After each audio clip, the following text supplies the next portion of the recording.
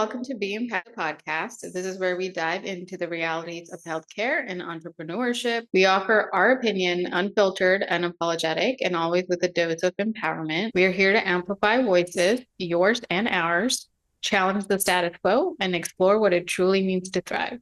So let's get into it. Today, we are going to continue speaking about toxicity in medical training, but today we'll focus on residency and fellowship. Now, first of all, let's start with the whole residency and match process, because every year there's a match. For those who don't know how the match system works, apparently it's the same algorithm that dating apps use. I just learned this recently. But essentially, after putting in all of this hard work, you go, figure out what specialty you want to apply into. You interview all those programs. And after you're done, you make a list of your top programs. And then the programs also make their top list of their candidates. And then on match day, you are basically paired off with the program that ranks you the highest, that you also rank the highest.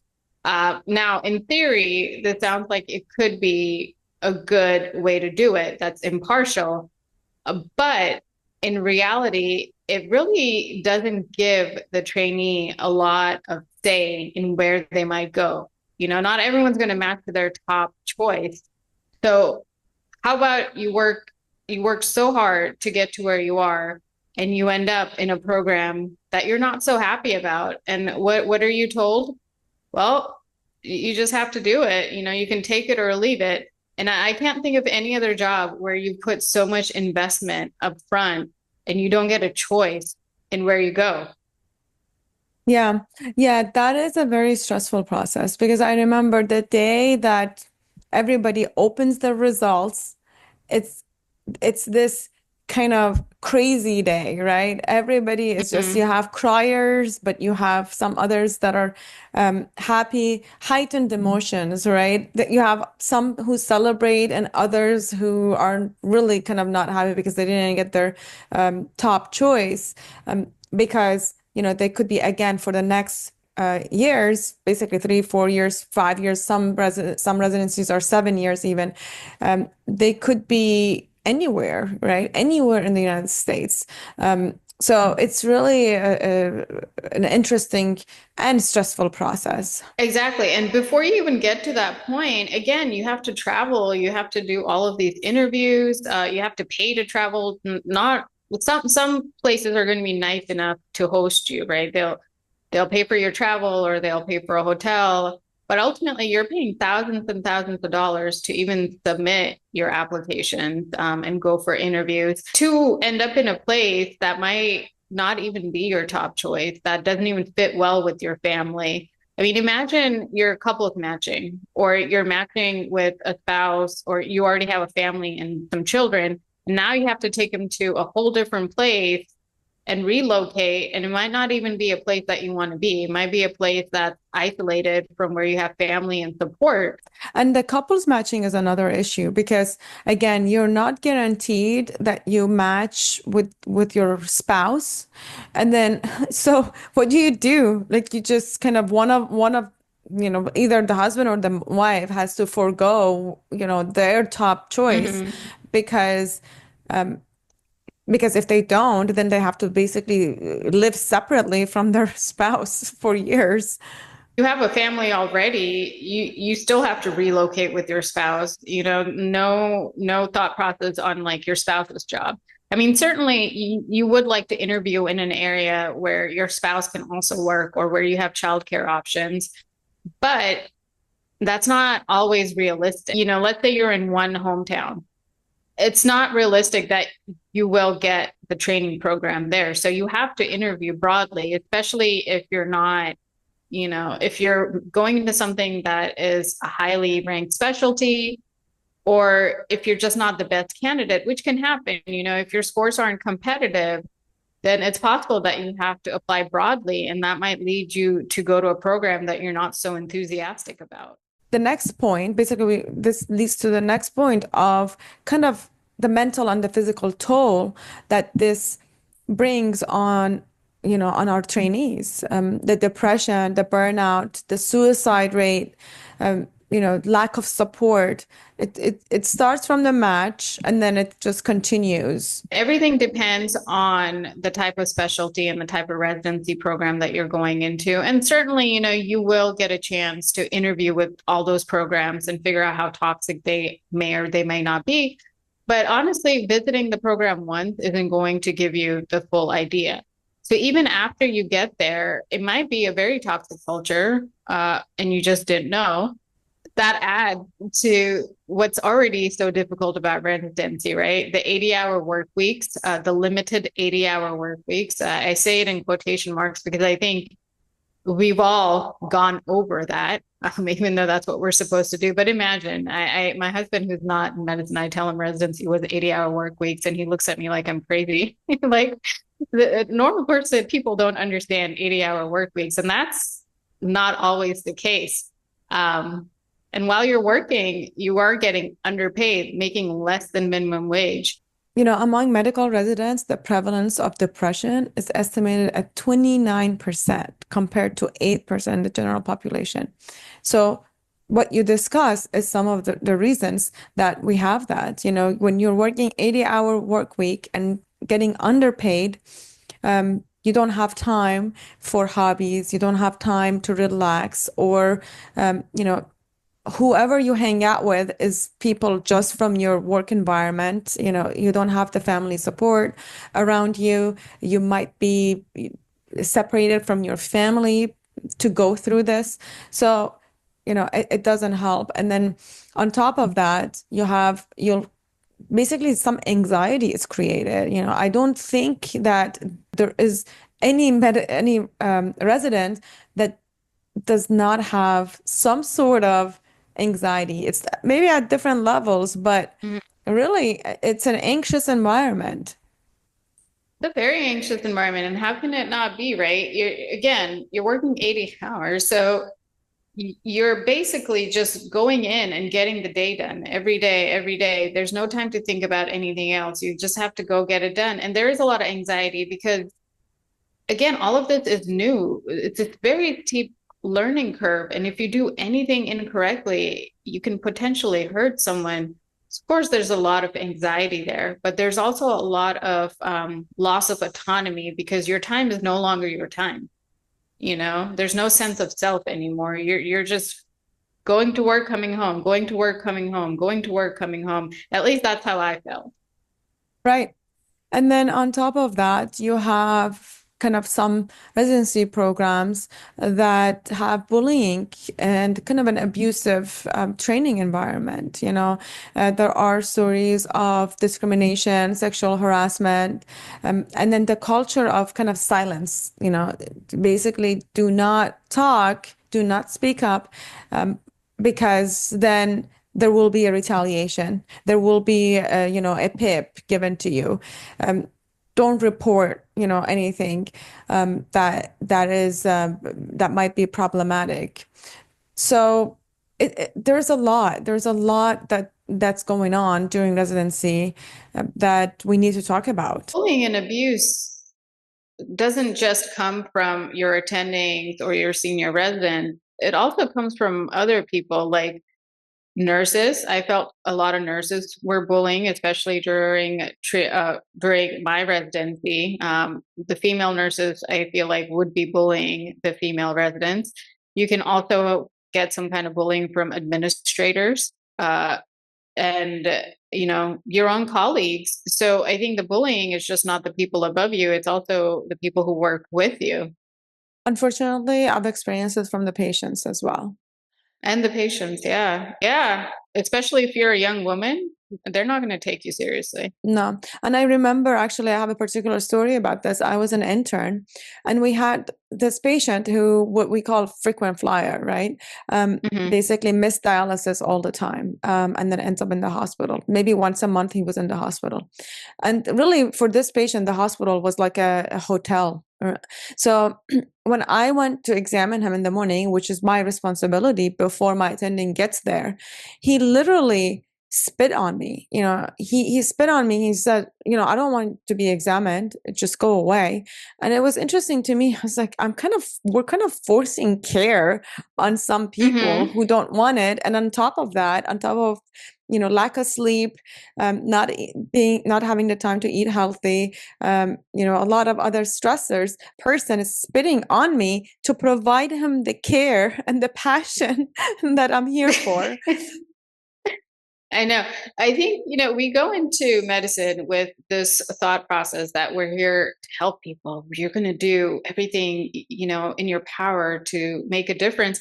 And then you get to the reality of it. And some people just don't want it. You know what I mean? It's almost like you're being a martyr. You're trying to be so altruistic, like, oh, I'm going to do all of this. And that, honestly, a lot of that is TV programming. Yeah, people see stuff like Grey's Anatomy, yada yada, and they're just like, oh, they have this romanticized fantasy about medicine. The reality is that's not it. The reality is you come into work, you work 12, 16 hours a day. If you're lucky, you don't get to eat, you don't get to pee. Patients are not nice to you. Your colleagues aren't nice to you. Your attendings aren't nice to you. Nurses will yell at you.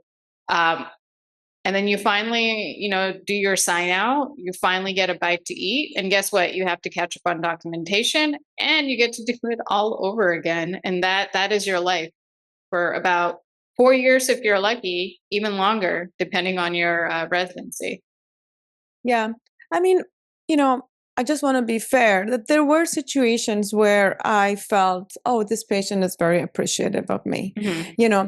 but the problem is that those situations are unfortunately, I would say maybe 20% of the time, the other Yeah. 70 to 80% is stressful. Um, okay, I'll take that back. Maybe I would say 60% to 70% of the time, they don't express maybe the appreciation that they should. They should. I think that's where we're at. It's just that I think they have this perception, as you said before, that this perception that, oh, like they're doing their job and they're getting paid a lot and they're living their Hmm. luxurious life. So that's why they feel that they shouldn't really express too much appreciation for the doctor. Yeah, that's true. And then, a lot of it, I think, is when you're sleep deprived and overworked, you yourself might not be putting forth your best, right? Like, how can you care for someone in the best way possible if you can't even care for yourself? So that, I think, also definitely plays a role. A lot of these 24-hour, 36-hour shifts, which I don't think a lot of programs are doing 36 hours anymore, but I still do think a lot of programs are doing the 24-hour shifts. To me, that is ridiculous. There's no way. I don't even know, looking back, how I did 24-hour shifts. Did you guys have that in your program? We did, unfortunately, we did. And actually, Yeah. Tom, my husband, he had a 36-hour shift. And Yeah. then so we lived about 1 hour away from the hospital that he was doing the Hmm. 36-hour shift, but there was no way for him to drive safely back home. So a lot of times he would stay with a friend, within the vicinity so he can go through that, a few hours, he can sleep for a few hours before he drives home. So it's very dangerous. It's a very dangerous situation that you put in because I mean, most of us have to drive back home. Like, we don't take public transportation or anything like that. Hmm. So we do have to drive back home. And when you are sleep deprived and, after these many hours, people get into car accidents. I've heard of stories that medical students and residents, they get into car accidents. Yeah. And it's not, car accidents, definitely. That's almost happened to me before. And I think we know a lot of people that's almost happened to. But just chronic sleep deprivation, like you mentioned, leads to burnout, depression. Um, you get to a point where you go, why am I doing this? This is not fun anymore. This is not something I find a lot of joy out of. And I think that ultimately leads to depression and suicidal thoughts, and even suicide. We know that are in medicine are more likely to die by suicide than their counterparts in the general population. And we also see it. We see it in social media. I feel like every year there's a new physician suicide that's being highlighted, a new physician trainee, who is has ended their life because they are so depressed, they are so stressed, and that's very unfortunate because these are people who I don't want to say resilient because what do we get? Resiliency modules. Every time we are stressed out, they tell us to go be resilient.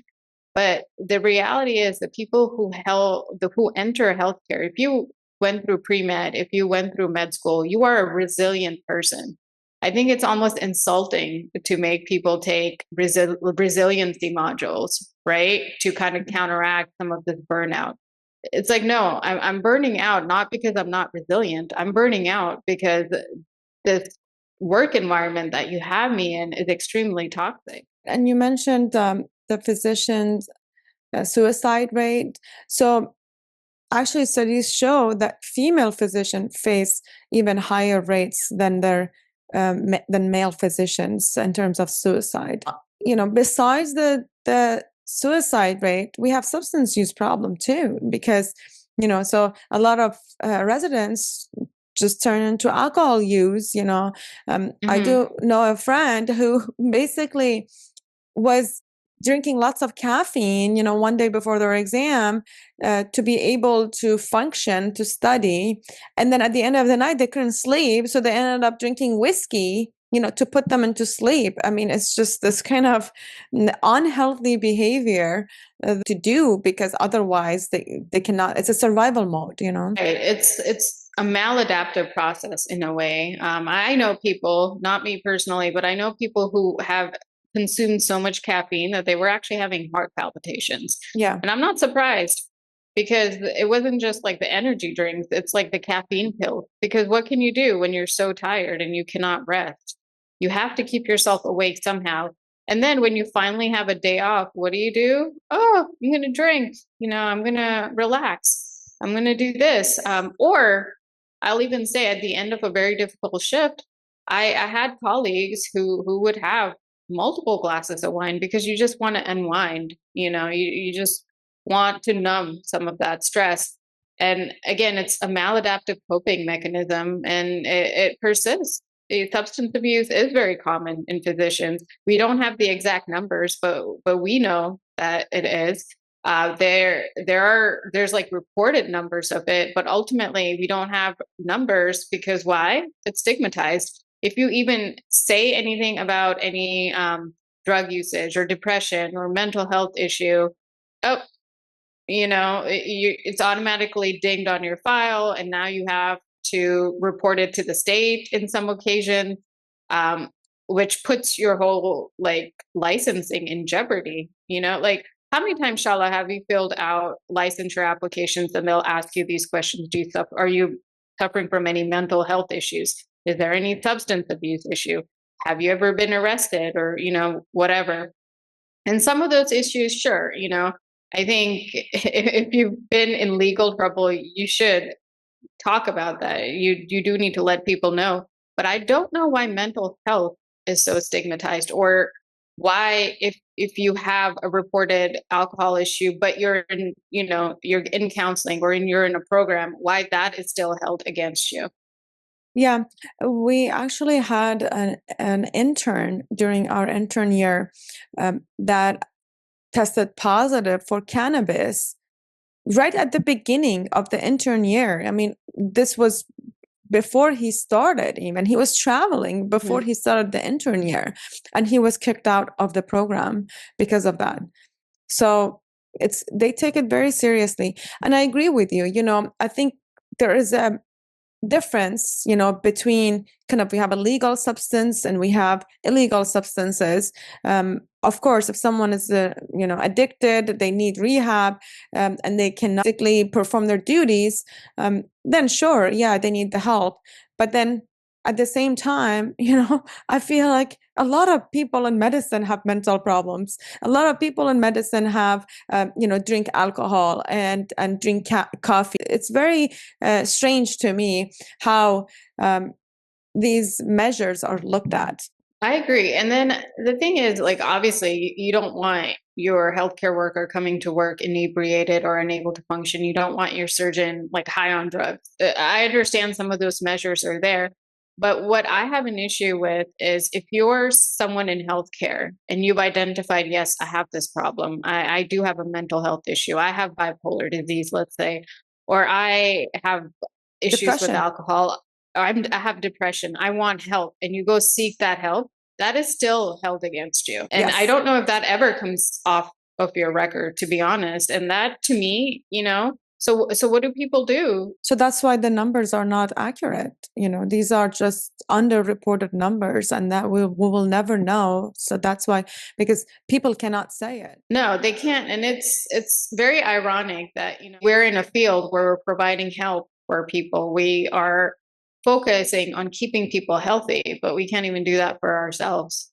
So Santoshi, any stories of kind of toxic work environment during your training, or do you know anyone else who has gone through this? We all, I think, have our toxic healthcare stories. For me, one story that stands out, and this happened, I want to say in like 2013, and like this is over a decade later now, and I still think about it because it was such like a shitty thing to happen. So I was a first year intern. I was in my intern year, and you know how busy intern year gets, especially when you're covering the floor. Where I did my residency, when you were covering the floor, you had a team. So you had two interns working with a senior resident, and you each had 20 patients, and the senior resident, I think, had like, or you each had 10 patients. I'm sorry, and the senior resident capped at 20 patients. So you were team A, team B, whatever. So when you're doing these inpatient rotations or when you're covering the service, your day starts like at 6 and it ends like at 7. So you're working for almost 12, 13, 14 hours straight. You might not get to drink, you might not get to pee. You're just working really, really, really hard. You're doing the admissions, you're doing the discharges, whatever. So once I had this very, very sick patient, and she had a senior nurse, and the senior nurse, she just wasn't very nice, and it was well known that she wasn't very nice. And so this patient, again, very sick, her family brings in some outside hospital like MRIs for me to review. The nurse gives it to me. She's like, if you don't mind looking at this, coming back and talking to the family, no problem. I take it. And then the day gets very busy. We have admission after admission after admission. And so before I know it, it's like 5 o'clock. We're in the emergency room doing an admission. I'm with my senior resident, and this nurse pages me, and she's like, the family is here. Can you come talk to them? And I was like, oh, I didn't even have time to do this. I'm so sorry. And Shala rails in on me. She's like, this is why you're a terrible doctor. And like, no one trusts you, like really unfounded stuff. And I'm sitting in the emergency room, like crying. I started sobbing over the phone. Like, I'm so sorry. I just got busy because it's true. I Yeah. wasn't sitting there like drinking mimosas. I was busy. And so, my resident, to his credit, saw me crying, asked me what happened. He was like, that's so inappropriate. One of the emergency room nurses was sitting next to me. He's like, don't worry, we're not all like that. Like it's not always going to be like that. And I was like, okay, thank you. He goes and he talks to her. My attending then goes and talks to her, which I really appreciated. And she just wrote me like a generic apology and left it in the workroom, which whatever. But to me, that was a nice illustration of sometimes it's not your attending or your senior resident who's going to treat you like shit. It's the nurses you work with and other ancillary staff. So that was just one episode of toxic work environment that I faced with in training. How about yourself? I'm sure you have many, just like Yeah, all I of have us. many. In terms of nurses, yeah, I experienced the same thing from actually young women nurses. It was interesting because we all knew within our neurology residency that some of the female nurses got along with the male neurosurgeon residents and did not get along with the female residents as much. So that was kind of obvious. Like everybody knew that. It was kind of obvious behavior, but it seems like it was fine. Nobody spoke up about it, and there was no action taken to correct that. One story that comes to my mind that I was very kind of frustrated and irritated was that just like you, we were covering, I had to cover a very busy shift. It was early in the morning. I was a PGY2 resident, and we have this kind of kitchenette, basically maybe 12 by 14-foot room. And there was a table on the side. So there's not much room really to walk in that kitchenette. So early morning, I had my list with me, and I wanted to just quickly kind of get water and go to the ward to see my patients. Mm-hmm. And as I walked towards the sink, without realizing it, without even kind of paying attention to my inner environment, there was this lady that was kind of passing by me, and I rubbed my shoulder against her while going, not intentionally at all. It's just I didn't realize that was, that was the situation. And I'm 5'1", I'm basically the smallest person in the hospital, other than the peds department. And she actually was bigger than me, taller, bigger. Mm-hmm. And I didn't realize that. And she kind of immediately snapped at me. And of course, I didn't like her snap because I was stressed out. I mean, I didn't even realize what happened. It's just my shoulder rubbed against her. So, anyways, I just ignored and went on to see my patients. Then it was a couple of days later that I got called to the principal's office. And it wasn't just one person. It was like, a couple of people kind of, telling me what happened and why didn't you apologize and why scolding me. Really, it wasn't nice. And I had to explain myself. I also, I actually asked them, like, are you, accusing me of harassment, or what is it that you're accusing me of? Do I need to get a lawyer? So it was not a good situation to be in, and I was feeling betrayed from my own kind of, department, because we can all sit down. You can bring the person, and we can all sit down, and I can just, explain myself, that I wasn't even paying attention to what's going on. Nothing intentional, and they of course knew it wasn't intentional, but it's just they wanted, I don't know what it was. It's just this kind of control. The worst part is that this happened, the scolding happened before the start of my shift. Okay. And I was in so much distress. I was not happy at all, because again, I felt like I'm being accused of something that I didn't do. And maybe the people who talked to me about it, they realized that I was in so much distress, but I still had to do my shift. I still didn't call out. I stayed there. I took care of my patients. That particular shift was 12-hour shift, and but I went home afterwards crying. The thoughts of quitting medicine came to my mind, because it didn't feel right. That's one situation. And the other situation was, but I learned to speak up. The other situation was that, so the chief residents are responsible for printing the list for everybody, okay, for the attendings, for the junior residents. That was one of my responsibilities. So when I first thing in the morning, I would print the list, and when we print the list of patients, our name is on top of it, right? So it tells you whose list is it. And then I remember again at the end of the day or the next day, pulled me over and without even asking me, your list was found in the hospital, and this and that. And then I looked at it. I was like, this is not my handwriting on it. This is not my list. And he said, well, your name is on it. So it turned out it was somebody else, okay, that lost the list. But the way that he approached me about it, without even asking me, if this was my list or not, just straight to attacks and accusations. But you know what happened? That resulted in me sending an email to the whole program that chief residents will no longer print lists for anybody. So attendings need to print their own lists. These are the stories, and there's a lot more, but it's just there's no time for the lack of time. We will keep keep it to the minimum. There's so many instances where I felt like I wasn't supported by the people who were supposed to be supporting me. Not only was I not supported, but there's a lot of gaslighting, right? There's a lot of, oh, that's not what we meant it to be, or no, we didn't do that. I agree. Like in that particular situation, so they started with it starts with that objective of control of I'm going to scold you, I'm going to discipline you. But then I think what happened is they realized how much distress it was causing me. And I have congenital nystagmus.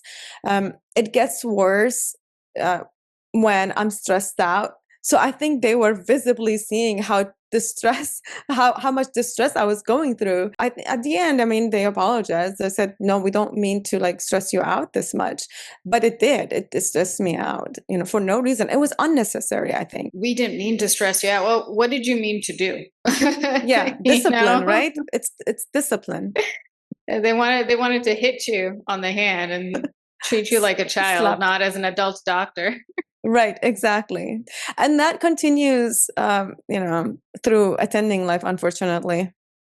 Yeah, it does. And we'll talk about it in our next episode. But, before I close out, I do want to invite the listeners to send us an email, send us DMs that can be totally anonymous about your experiences. I'm sure you have some. I mean, I have a lot that I have not talked about. Shala does as well. And I don't think we can fit it all into an episode, but it would be nice to hear from others just to see, what your experience has been. And hopefully maybe we can, I mean, we certainly don't need to include it into our podcast episodes, but it might give us ideas on future topics, and also talk about some of these shared pressure points that we all have.